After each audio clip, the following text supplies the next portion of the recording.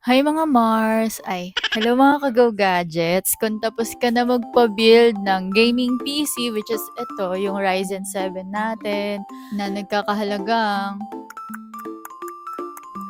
Siyempre, prepared din kami para sa pang-gaming computer setup nyo, mga be. Wow! Ayan, ito nga pala yung Aula F75 na mechanical gaming keyboard.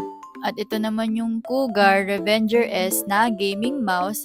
At sa pang-gaming monitor naman natin, ito yung View Plus 27-inch 165Hz. So, ayan. Perfect na talaga pang gaming. I-match nyo dito sa pang gaming PC build natin.